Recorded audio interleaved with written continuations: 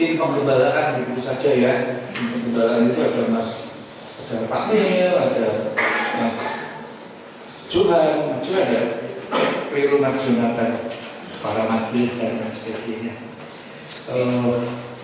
Saya memperkenalkan diri. Sebetulnya kalau nama IITC itu udah asing lagi karena saya lahir di Jepara itu 31 Mei 1957. 19 tahun saya lahir dan bertumbuh di gereja GITC Jepara Kota.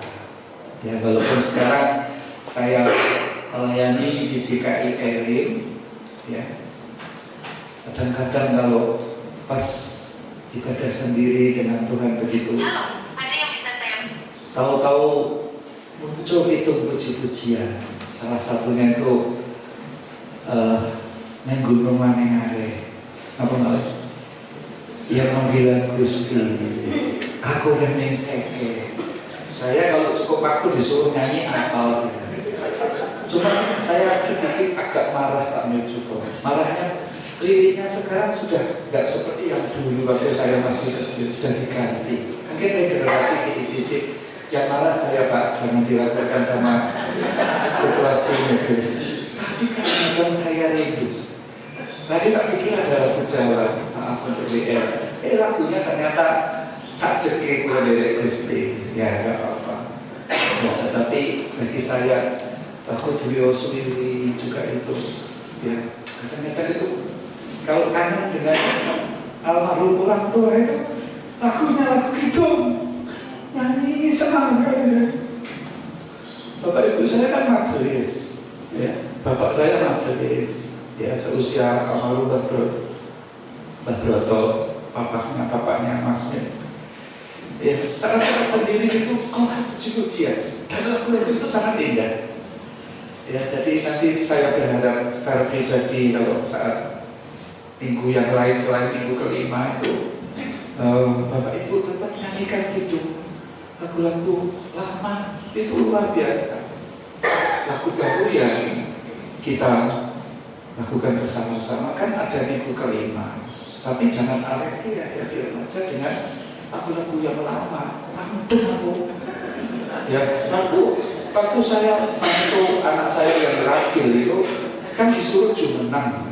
Anak saya bilang begini, wis menang ini kok jumenang. Tidak tahu. Kalau beno itu banjir, beno itu apa toh? Percaya adik-adik ini tidak tahu. Nanti tanya itu beno itu apa? Gitu ya. Itu sebagai pembukaan. Saya dapat tema tentang estafet penggembalaan.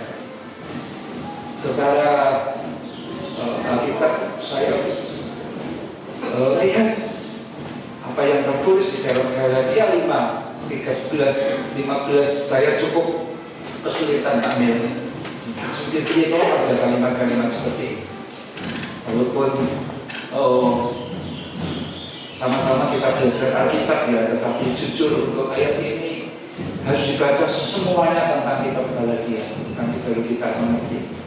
Tapi justru dengan ayat-ayat yang saya baca ini ada satu pesan yang sangat memberkati kita, khususnya era ini Pak Mas Cucu dan tim yang akan meneruskan atau estafet dari Pak Mil ke yang berikutnya. Ya, apa toh yang sebetulnya harus kita lestarikan itu saling memelihara kasih persaudaraan. Nanti sampai Tuhan datang itu sebetulnya gereja jumlah banyak atau sedikit itu apa toh sebetulnya yang dinantikan oleh Tuhan Yesus sendiri. Dia bisa menjemput mempelainya. Jadi Mas Cucu dan tim itu kami kira semua itu sedang dipersiapkan untuk tetap menjadi mempelai yang cantik. Ya mempelai yang kudus, dia itu sempurna. Jadi mempelai-mempelainya ini harus cantik. Ya, cantik semua. Sedangkan yang membimbing juga harus jadi mempelai. Indahnya gereja itu seperti itu. Yesus mempelai surga, mempelai pria. Yohanes 14 berkata, dia menyediakan tempat menyediakan rumah, lalu dia setelah itu kalau boleh saya katakan 2000 tahun yang lalu beliau berkata seperti itu.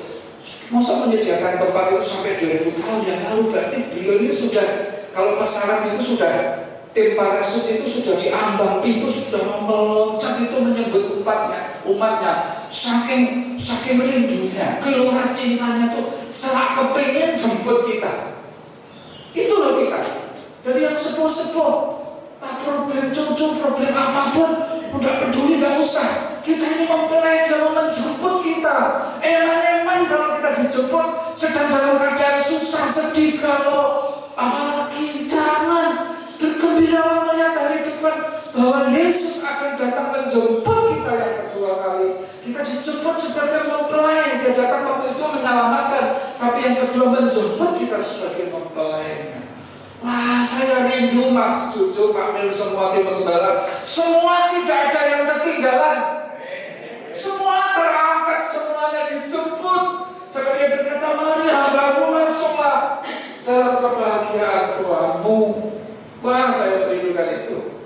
Hamba Tuhan ya ada persoalan.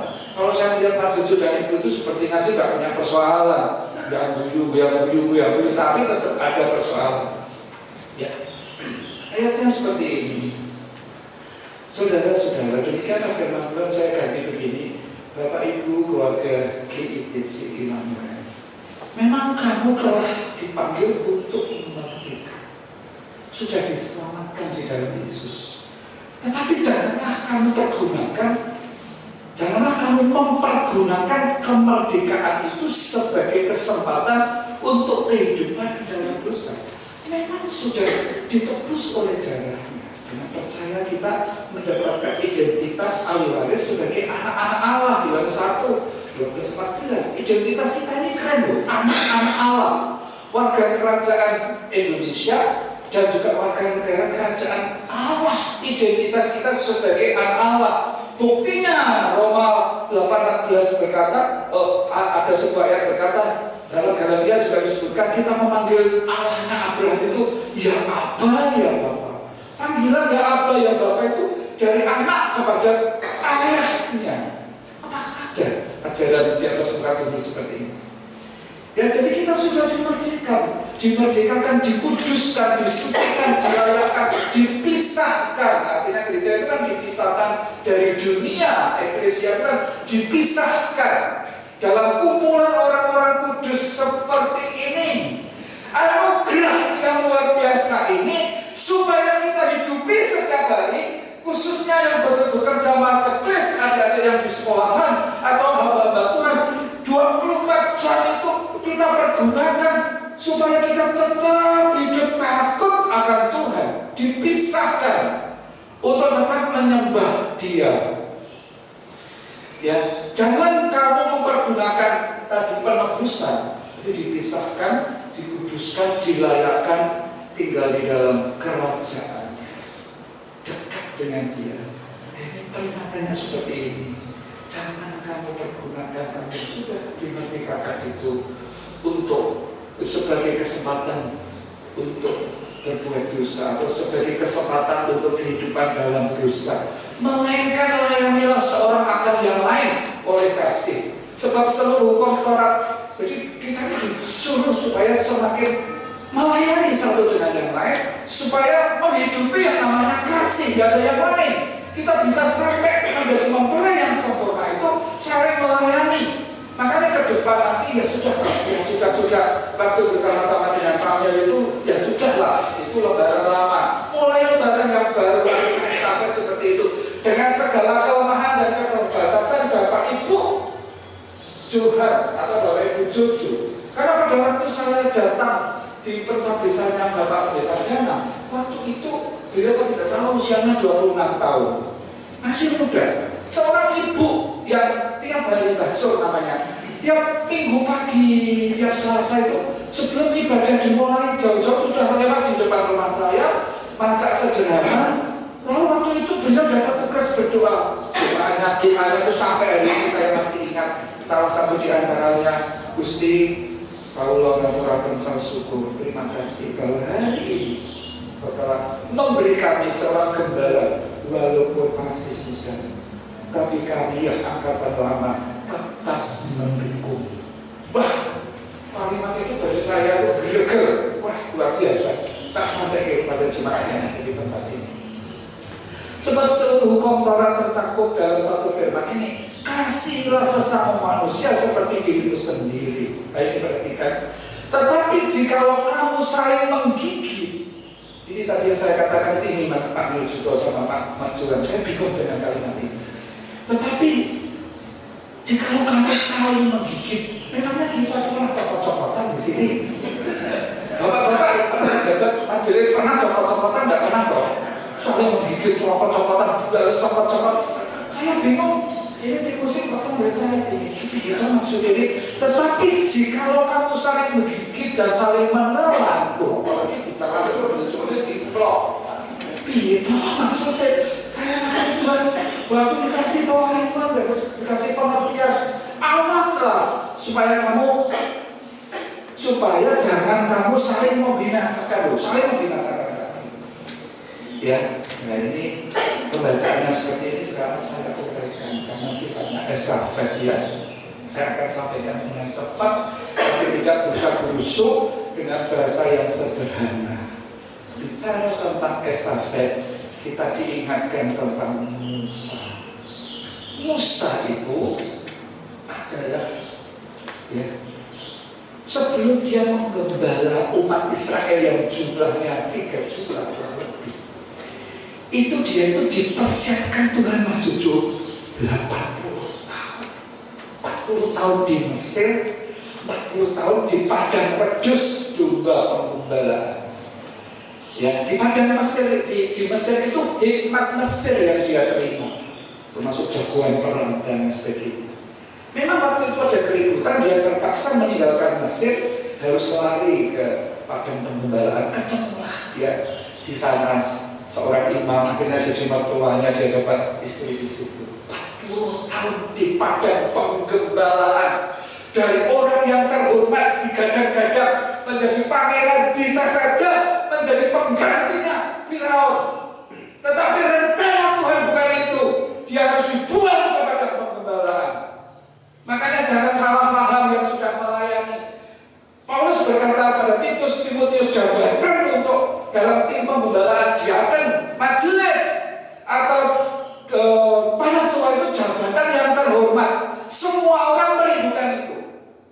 Ada yang saking itu menjadi majelis abadi.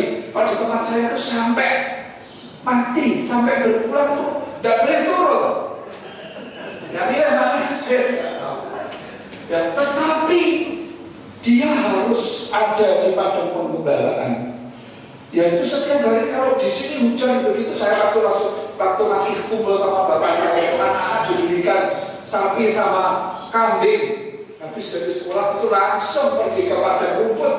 Kalau hujan berarti talinya itu bawa apa? Karena dari kandang ya, pasti tahu sesuatu yang tidak enak. Itu dialami oleh Musa selama 40 tahun. Tiap hari hanya ketemu bebek kok. Hanya ketemu itu. Dan Musa juga tidak tahu kenapa aku tidak di sana terus. Kenapa 40 tahun ada di tempat ini? Singkat cerita, waktu itu Tuhan datang kepada dia. Ya, lalu Anda menulis dari peristiwa 80 tahun itu dia dibentuk menjadi seorang yang berkarakter lemah lembut, murah hati. Kita menulis orang yang lemah lembut, tidak ada orang selembut Musa hatinya. Luar biasa. Jadi kalau kita sedang dalam proses seperti itu, mengalami perendahan, mengalami kehidupan proses keset, tidak apa-apa. Musa 40 tahun sampai akhirnya dia ditemui Harun. Musa gue ini nang angon wedhusku sing aku janji karo leluhurmu Abraham. Ora ana kene panggonane, ora ana tanah Mesir, kudu balik nang kampung halaman sing jenenge tanah Kanaan atau tanah perjanjian. Yo iku panggonane keluarga besar keturunan Abraham sing jenenge Israel. Singkat cerita, keajaiban Tuhan dinyatakan lewat Musa. menghukum orang Mesir, mengeraskan hati, melepaskan umatnya. Ya, artinya begini, Musa membawa tongkat didampingi Harun, membawa umat Israel menuju ke tanah perjanjian. Dan nanti kalimat yang sudah saya bacakan tadi, menggigit, menelan, saling membinasakan, itu ada di sana. Bapak Ibu tahu, semua memang Israel ragu-ragu. Memang engkau yang dipilih oleh Yahweh untuk memimpin kami. Kami sudah enak di sini. Ya memang kami diperbudak, tapi mau makan apa saja sudah keturutan. Tapi Musa meyakinkan, aku ditulis sendiri oleh Yahweh untuk memimpin kamu. Singkat cerita, dan itu keluarnya seperti tadi saya katakan sulit sekali. Sampai harus mereka dihukum tulang dengan 10 tulang. Dan singkat cerita itu mereka keluar dari tanah Mesir menuju ke tanah Kanaan. Singkat cerita, selama perjalanan yang seharusnya, Bapak Ibu yang pernah ke Israel, ke Holy Land itu, mestinya walaupun ditempuh oleh orang yang sebanyak itu 1 bulan itu sampai, atau 3 bulan. Kalau kita piknik ke sana, mungkin kalau jalan kaki ya. Kalau kita perhatikan bagaimana kakak-kakaknya Yusuf itu pulang balik Mesir Kanaan itu kan hanya 2 minggu. Kan itu kan pada ribut tentang bahwa Yusuf sudah hidup kembali, pada ribut. Jangan ribut toh. Kita harus segera kembali ke sana. Benyamin diminta oleh Yusuf karena Benyamin ada kesayangannya itu dihitung cuma 2 minggu. Tetapi kenapa sampai 40 tahun? Di sana 40 tahun. Kemudian itu 10 ayat 13 di sana diuraikan ayat 1 dan seterusnya itu. Dan ayat-ayat yang lain dalam perjanjian lama menyebutkan telah 10 kali orang Israel itu mencobai Tuhan. Ya, mental budak itu masih ada di kehidupan mereka. Memang mereka ini keluar. Kita ini sudah dipisahkan dari dunia. Tapi manusia lama kita ini yang tadi saling menggigit, saling menelan, saling membinasakan, jangan pernah diberi kesempatan, apalagi di dalam pelayanan. Tidak boleh itu ada. Hidupnya itu saling melayani, saling mengasihi.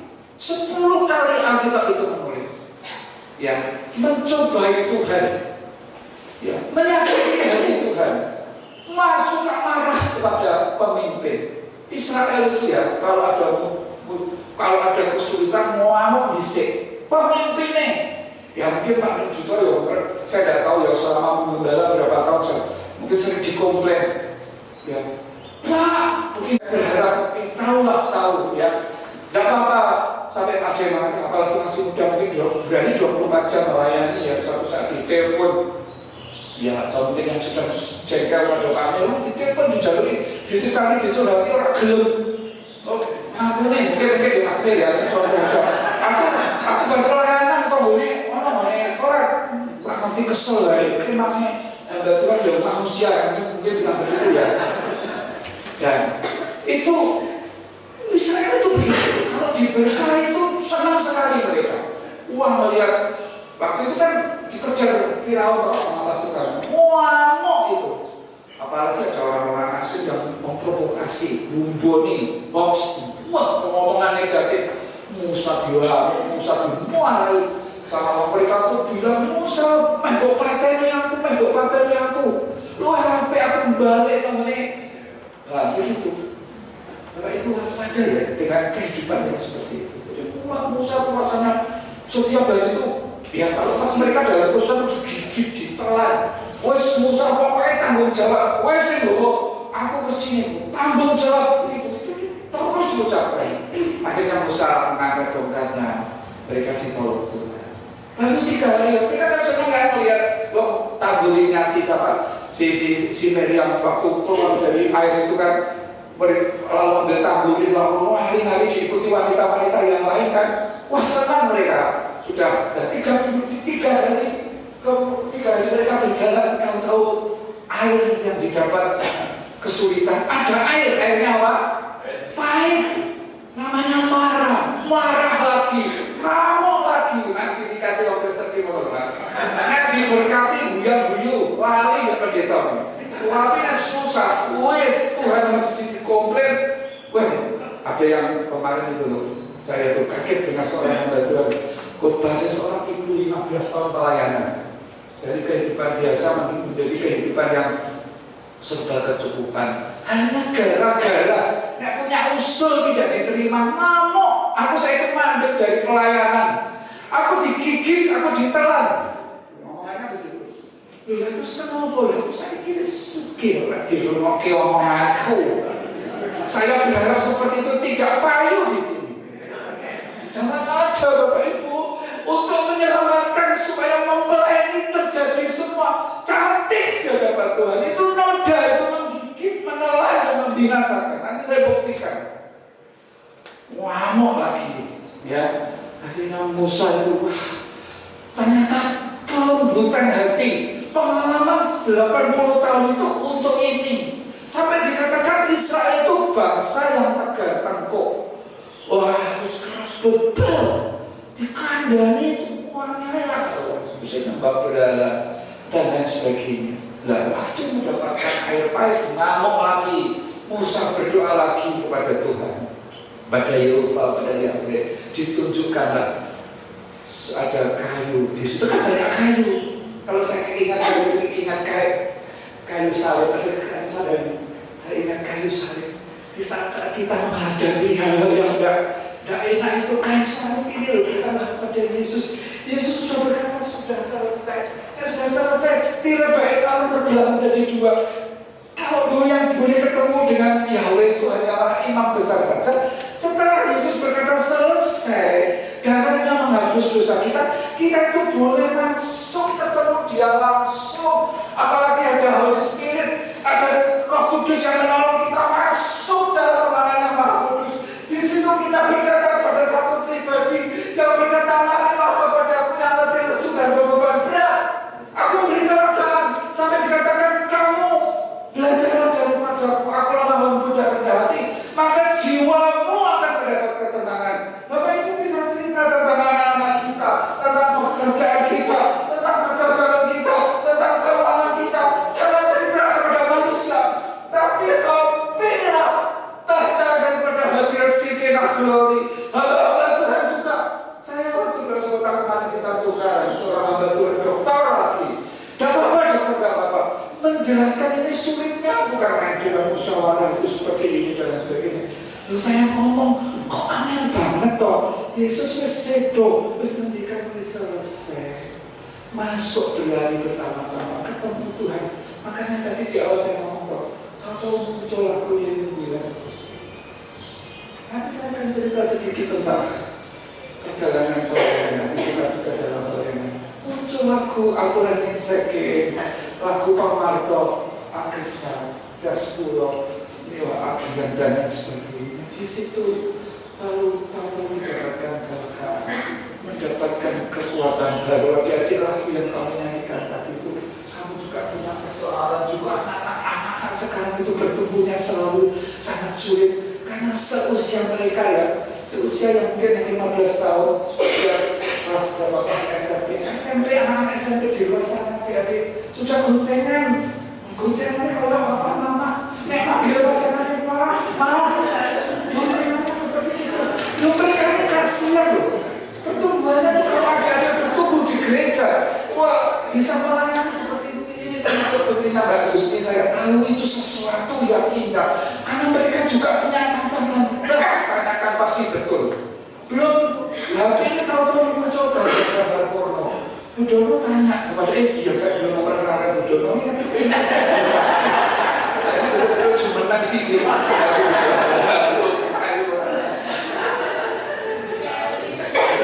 Generasi ini Mas Cucu perlu didampingi. Ya, kalau pacaran bareng didampingi. Ojo iki. Karena dilemanya gembala-gembala itu nek melihat ada anak-anak muda yang belum punya pasangan. Sampai suatu hari kami jagongan dengan para gembala. Apa dia aku kebaktian padang ya supaya ini bisa ketemuan. Gitu ya. Ketemuannya kalau sudah itu ya. Tapi seperti itu ternyata nggak takut. Dulu saya pun takut kok. Ya ada Budono tuh paling wes dipacar belum. boleh kita kenal gitu. Itu bahwa biasanya berani ngomong seperti itu ya. Kalau keluar nanti, ya. Akhirnya kayu itu dilemparkan ke mana? Ke air tadi yang pahit tadi. Ya, orang Israel tidak urusan sama Musa. Yang penting mendapatkan banyu, dapatkan air bisa diminum dengan segar. Itulah semangat Mas. Yo, ojo kaget. Beda kalau sekolah teologi ya Mas. Beda ilmunya boleh sekolah, tapi dalam praktek tanya Pak Meljuto. Apalagi tadi saya melihat pertama itu matahari, ada lagi Pak Mas setuju. Matahari itu juga wah baik kerjanya pelayanan beliau itu tahu. Ya, soalnya kita harus tapi dalam prakteknya karena 100 jemaat 100 karakter belum model-model keperluan. Ya, firman Tuhan ngomong, percayalah kepada Tuhan, percayalah kepada nabi-nabinya. Jadi suruh mendoakan jujur, tidak apa-apa, jangan tabu, tidak usah harus khotbah di YouTube. Itu kuasanya sama, tanda-tanda percaya dan lain sebagainya. Akhirnya setelah dapat minum, wah, oke. Singkat cerita, pada suatu hari butuh air lagi yang dihadapkan itu bukit-bukit. Tuhan ngomong kepada Musa, kamu berkatalah kepada batu itu, nanti akan keluar air, umatku bisa minum air. Mereka cuma ngamuk, bertekar sama Musa. Dan akhirnya Musa itu saking tidak sabar. Nah ini loh, hamba Tuhan juga manusia. Usiaan 80 tahun tidak menjamin. Musa saking gede-gede, ya, itu tuh ngamuk dulu, neng. Kutuk biasa orang tahu terima kasih dan lain sebagainya lalu sakit panas maaf ya haba panas itu kan Yakobus itu api neraka itu muncul. Musa itu tidak bisa menguasai diri langsung bongkarkan Gusti ketikanya cuma disuruh berkata hei bukit batu keluarlah air boten wah apa sih semua yang kafir biasa atau terima kasih langsung dipukul kalau bukit batu keluar air. Bolak-balik Israel sementing banyak bikin emosi orang urusan.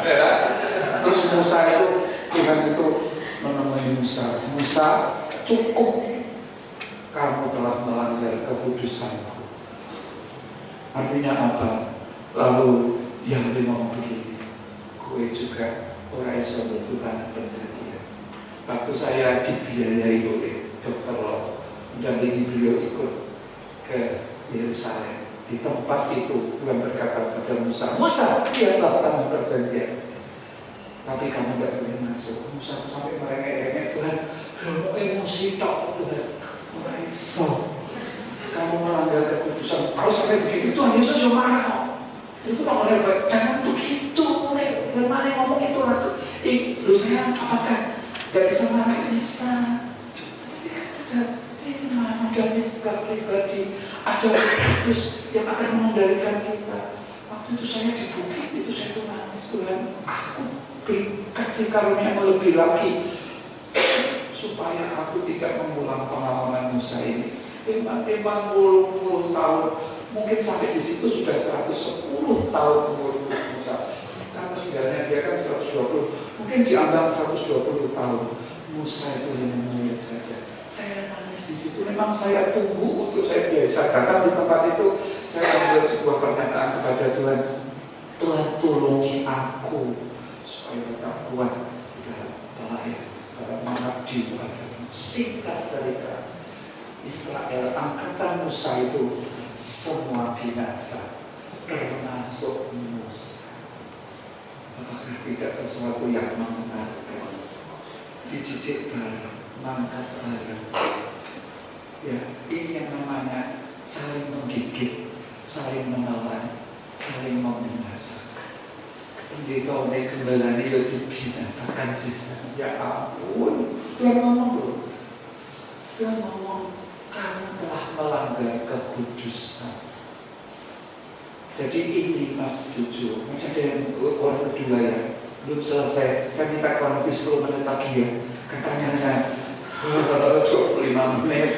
Minta tolong saya. Lah sudah menit apa-apa lah.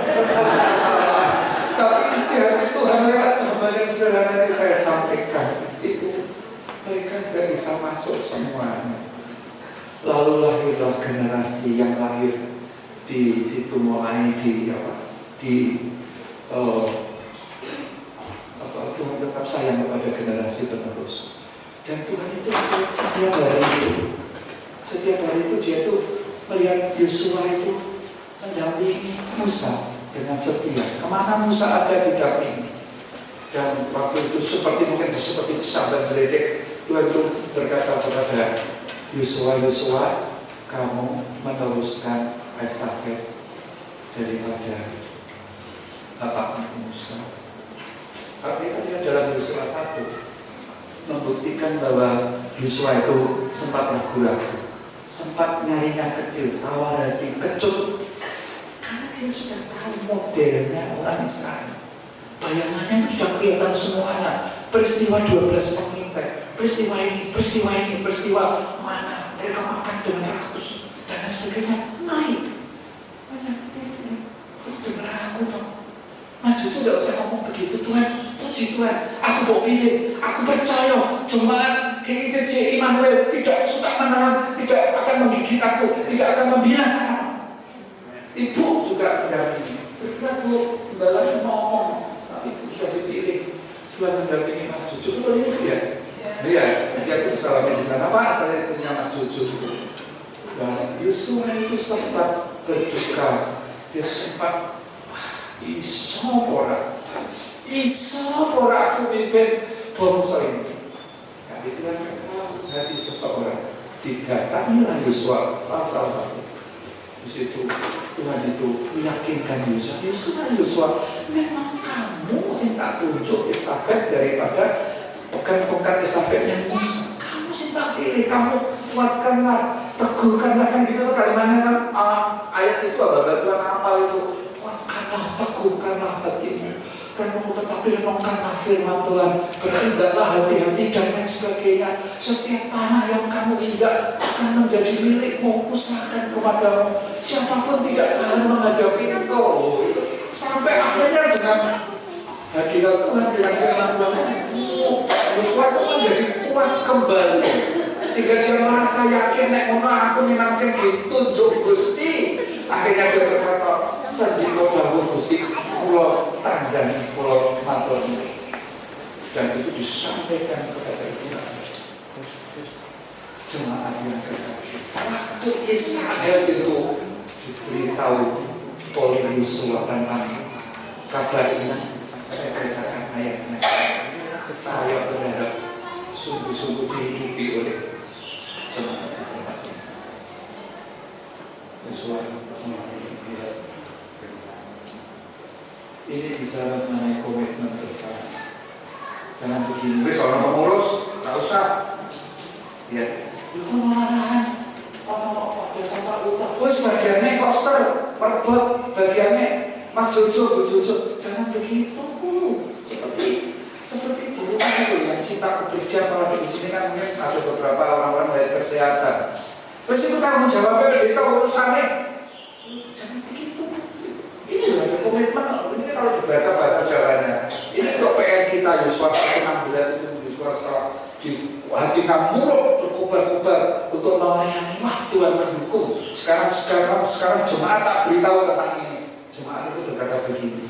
Lalu mereka menjawab Yosua, maaf ya Bapak Ibu, saya itu bawa ini, tapi juga bawa ini, karena ini kecil-kecil maksudnya, dua kecil kesulitan.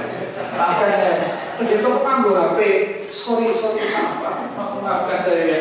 Lalu mereka menjawab Yosua, katanya, segala yang kau perintahkan kepada kami akan kami lakukan, dan kemanapun kami akan kau suruh. Jangan ngomong aku, pendeta kayak ini sore ngomong aku.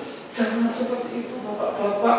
Puji Tuhan, kita akan selalu ketinggalan dalam hal ini loh, teknologi ini loh.